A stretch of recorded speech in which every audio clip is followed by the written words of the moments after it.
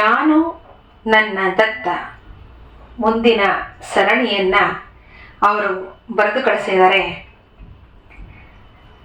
ಪೀಠಾಪುರದಿಂದ ಬಂದ ಮೇಲೂ ಸುಮಾರು ದಿನಗಳು ನನ್ನ ಮನಸ್ಸು ನಾನು ಅಲ್ಲಿಯೇ ಇದ್ದೇನೇನೋ ಅಂತ ಅನ್ನಿಸ್ತಿತ್ತು.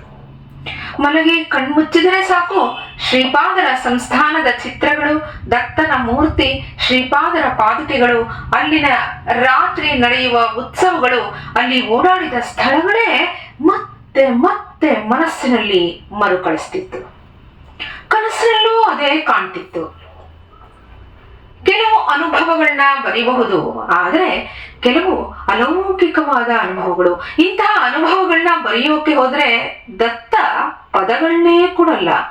ಎಷ್ಟು ಸಾರಿ ನಾನು ಪರೀಕ್ಷೆ ಮಾಡ್ಕೊಂಡಿದ್ದೀನಿ, ಎಷ್ಟೊಂದು ಕನಸಿನ ಅನುಭವಗಳನ್ನ, ಹಾಗೆ ಜಾಗೃತಾವಸ್ಥೆಯಲ್ಲಿ ನನಗೆ ಆದ ಅನುಭವಗಳನ್ನ ನಾನೇ ಆಸೆ ಪಟ್ಟು ಬರೆಯೋಕೆ ಕೂತಾಗ ಪದಗಳನ್ನೇ ಕೊಡಲ್ಲ ದತ್ತ.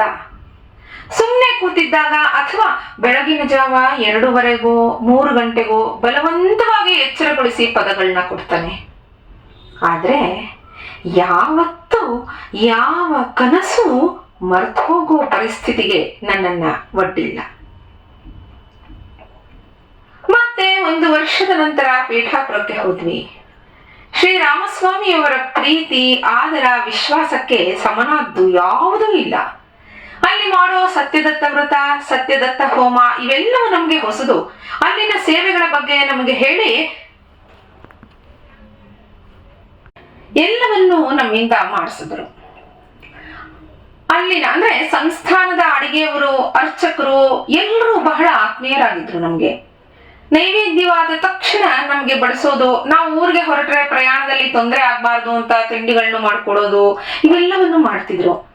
ನಾನು ಹಿಂದೆಯೇ ಹೇಳಿದ ಹಾಗೆ ತವರು ಮನೆಯ ಹಾಗೇ ಆಗ್ಬಿಟ್ಟಿತ್ತು.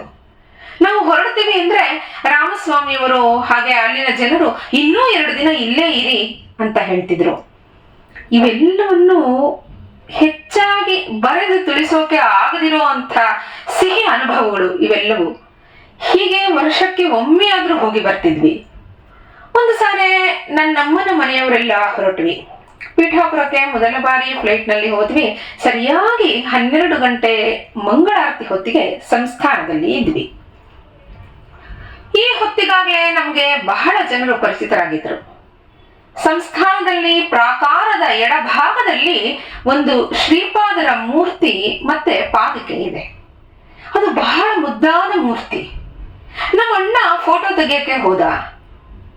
2-3 ಸಾರಿ ಕ್ಲಿಕ್ ಮಾಡಿದ್ರು ಫೋಟೋ ಬರಲೇ ಇಲ್ಲ. ಬದಲಾಗಿ ಬರೀ ಬ್ಲ್ಯಾಕ್ ಸ್ಕ್ರೀನ್ ನಮ್ಗೆ ಒಂಥರ ಈ ಆಶ್ಚರ್ಯವನ್ನ ಹುಟ್ಟಿಸ್ತು. ಏನು ಕಾಣಿಸ್ತಾನೆ ಇರಲಿಲ್ಲ ಫೋಟೋ. ಆಮೇಲೆ ಶ್ರೀಪಾದರನ್ನ ಪ್ರಾರ್ಥನೆ ಮಾಡಿಕೊಂಡು ಫೋಟೋ ತೆಗೆದಿದ್ದಕ್ಕೆ ತುಂಬಾ ಕ್ಲಿಯರ್ ಆಗಿ ಸುಂದರವಾಗಿ ಶ್ರೀಪಾದರ ಫೋಟೋ ಬಂತು. ಸಂಸ್ಥಾನದ ಎದುರಿಗೆ ನಮ್ಗೆ ರೂಮ್ಗಳನ್ನ ಕೊಟ್ಟಿದ್ರು. ನಂಗೆ ಮನಸ್ಸಿನಲ್ಲಿ ಹೋದ ಸಾರಿ ಬಂದಾಗ ಮನೆಯಿಂದ ಬರ್ಫಿ ಮಾಡ್ಕೊಂಡು ಬಂದಿದ್ದಕ್ಕೆ ಒಳಗಡೆ ನೈವೇದ್ಯ ಮಾಡಲಿಲ್ಲ. ಈಗ ಹೇಗೂ ಇಲ್ಲೇ 2 ದಿನಗಳಿಂದ ಇದೀವಲ್ಲ, ಮಡಿಯಿಂದ ಒದ್ದೆ ಸೀರೆ ಉಟ್ಕೊಂಡು ನೈವೇದ್ಯಕ್ಕೆ ಮಾಡಿಕೊಟ್ರೆ ಸ್ವಾಮಿಗೆ ಪಾದುಕೆಗೆ ನೈವೇದ್ಯ ಮಾಡ್ತಾರೇನೋ ಕೇಳಬೇಕು ಅಂತ ನನ್ನ ಮನಸ್ಸಿನ ಆಸೆ. ಆದ್ರೂ ಮನಸ್ಸಿನಲ್ಲಿ ನಾವು ಎಲ್ಲಿಂದಲೋ ಯಾರೋ ಹೋಗಿ ಹಾಗೆಲ್ಲ ಕೇಳಬಾರ್ದು ಅಂತನೂ ಅನ್ನಿಸ್ತಿತ್ತು. ಧರ್ಮಬದ್ಧವಾದ ಕೋರಿಕೆಗಳಿಗೆ ಶ್ರೀಪಾದರು ಯಾವಾಗ್ಲೂ ಸಮ್ಮತಿ ನೀಡ್ತಾರೆ. ನಾವು ಪೀಠಾಪುರಕ್ಕೆ ಹೋದ 3ನೇ ದಿನ ಯಾವಾಗ್ಲೂ ಅಂದ್ರೆ ಪ್ರತಿದಿನವೂ ಕರೆಯೋ ಹಾಗೆ ಕಷಾಯ ಕುಡಿಯೋಕೆ ನಮ್ಮನ್ನ ಕರೆದರು. ಅಲ್ಲಿ ಬೆಳಗ್ಗೆ ಹೊತ್ತು ಕಷಾಯ, ಕಾಫಿ, ಟೀ ಎಲ್ಲವನ್ನು ಮಾಡಿಟ್ಟಿರ್ತಾರೆ. ಯಾರಿಗೆ ಯಾವುದು ಬೇಕೋ ಅದನ್ನ ತಗೋಬಹುದು. ಇಲ್ಲಿ ಇನ್ನೊಂದು ವಿಷಯ ಜ್ಞಾಪಿಸ್ಕೊಳ್ಬೇಕು. ಆ ಸಂಸ್ಥಾನದ ಅಡಿಗೆ ಶಾಲೆಯಲ್ಲಿ ಒಬ್ರು ಅಜ್ಜಿ ಇದ್ರು. ನಾವು ಯಾವಾಗ ಹೋದ್ರು ಅವರು ನಮ್ಗೆ ಅಲ್ಲಿನ ಹಸುವಿನ ಹಾಲನ್ನ ಹಾಗೆ ಮೊಸರನ್ನ ನಮಗೋಸ್ಕರ ತೆಗೆದಿಟ್ಟು ನಮಗೆ ಕೊಡ್ತಿದ್ರು. ಅದ್ ಯಾಕೆ ಅಷ್ಟು ಪ್ರೀತಿಯೋ ನಮ್ ಬಗ್ಗೆ ಗೊತ್ತಿಲ್ಲ. ನಾವು ಕಷಾಯ ಕುಡಿಯೋಕೆ ಹೋದ್ವಿ. ಅಲ್ಲಿ ಸ್ಟೋರ್ ರೂಮ್ ನೋಡ್ಕೋತಿದ್ದವರು ಇವತ್ತು ಒಂದು 10 ಜನಕ್ಕೆ ಆಗುವಷ್ಟು ಬಿಸಿಬೇಳೆ ಭಾತ್ ಮಾಡ್ತೀರಾ ನೀವು ಅಂತ ಕೇಳಿದ್ರು. ನಾವು ಒಪ್ಕೊಂಡ್ವಿ. ಆಮೇಲೆ ರಾಮಸ್ವಾಮಿ ಅವರನ್ನ ನೋಡೋಕೆ ಹೋದ್ವಿ.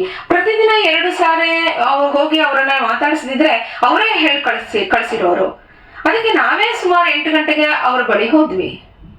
ಮಾತಾಡ್ತಿದ್ದಾಗ ಹೀಗೆ ಬಿಸಿಬೇಳೆ ಭಾತ್ ಮಾಡಿ ಅಂತ ಹೇಳಿದ್ದಾರೆ ಅಂದ್ವಿ. ಅವ್ರಿಗೆ ತುಂಬಾ ಸಂತೋಷ ಆಯ್ತು.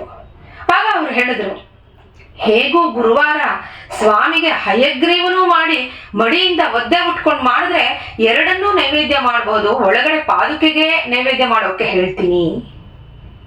ಇವತ್ತು ನನಗೂ ಅದನ್ನೇ ತಂದ್ಬಿಡಿ, ನಾನು ಆ ಪ್ರಸಾದವನ್ನೇ ತಿಂತೀನಿ ಅಂತ ಹೇಳಿ ಇವತ್ತೆಲ್ಲರಿಗೂ ಅದೇ ಪ್ರಸಾದ ಅಂತ ಹೇಳಿದ್ರು. ಅಲ್ಲಿ ದಿನವೂ 300-400 ಜನಕ್ಕೆ ಊಟ ಆಗತ್ತೆ. ರಾಮಸ್ವಾಮಿಯವರು ಹೇಳಿದ್ರು ಅಂತ ನಮ್ಮನೆ ಸ್ಟೋರ್ ರೂಮ್ಗೆ ಕರ್ಕೊಂಡು ಹೋಗಿ ನಮ್ಗೆ ಎಲ್ಲಾ ಪದಾರ್ಥಗಳನ್ನು ಹೇರಳವಾಗಿ ಒದಗಿಸಿದ್ರು. ಅಡಿಗೆ ಮನೆಯನ್ನೆಲ್ಲ ಚೆನ್ನಾಗಿ ತೊಳೆದು ನಮ್ಗೆ ಬಿಟ್ಕೊಟ್ರು. ಸ್ವಾಮಿಗೆ ನೈವೇದ್ಯಕ್ಕೋಸ್ಕರ ಮಾಡ್ತಿರೋದು ಅಂತ ಆ ಜಾಗಕ್ಕೆ ಯಾರೂ ಬೇರೆಯವರು ಬರಲೇ ಇಲ್ಲ. ನಾವು 3-4 ಜನ 11 ಗಂಟೆ ಹೊತ್ತಿಗೆ ಅಡಿಗೆಯನ್ನ ಮಾಡಿ ಮುಗಿಸಿದ್ವಿ. ಸಂಪೂರ್ಣ ಹಬ್ಬದೂಟದ ಅಡಿಗೆ. ಅದೊಂದು ಧನ್ಯತಾ ಭಾವ. ಶ್ರೀಪಾದರ ನೈವೇದ್ಯದ ಪ್ರಸಾದ ಅಂದ್ರೆ ಅದಕ್ಕೆ ಇನ್ನೂ ಹೆಚ್ಚು ರುಚಿ. ರಾಮಸ್ವಾಮಿಯವರು ಸಂತೋಷವಾಗಿ ಪ್ರಸಾದವನ್ನ ತಿಂದ್ರು. ನಮ್ಗೆಲ್ಲ ಹೇಳಲಾಗದಷ್ಟು ಆನಂದ. ಅವತ್ತು ಶ್ರೀಪಾದರಿಗೆ ನೈವೇದ್ಯವೂ ಆಯ್ತು, ಹಾಗೆ ಶ್ರೀಪಾದರು ನಮ್ಮಿಂದ ಅನ್ನದಾನವನ್ನೂ ಮಾಡಿಸಿದ್ರು. ಅವರ ಲೀಲೆಗೆ ಕೊನೆಯಲ್ಲಿ ಜನ್ಮ ಸಾರ್ಥಕ. ಅದಕ್ಕೆ ಶ್ರೀಪಾದರಿಗೆ ಸ್ಮರ್ತೃಗಾಮಿ ಅಂತ ಹೇಳೋದು. ಮನಸ್ಸಿನಲ್ಲಿ ಅಂದ್ಕೊಂಡದ್ದನ್ನ ಶ್ರೀಪಾದರು ನೆರವೇರಿಸ್ತಾರೆ. ಸ್ನೇಹಿತರೆ, ಮುಂದಿನದನ್ನ ಮುಂದಿನ ಗುರುವಾರ ಶ್ರವಣ ಮಾಡೋಣ. ನಮಸ್ಕಾರ.